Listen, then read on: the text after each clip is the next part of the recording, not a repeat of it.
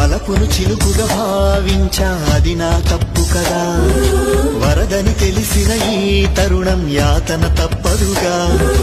ఎన్నెళ్ళో ఎదురీత, ఎన్నాళ్ళీ ఎదకోత, ప్రేమే ఆట కాదు, గెలుపు ఓటమి లేదు, లాభం నష్టం చూడకు, ప్రేమవదు.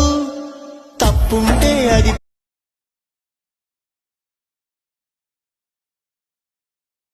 వలపును చిలుకుగా భావించా అది నా తప్పు కదా, వరదని తెలిసిన ఈ తరుణం యాతన తప్పదుగా.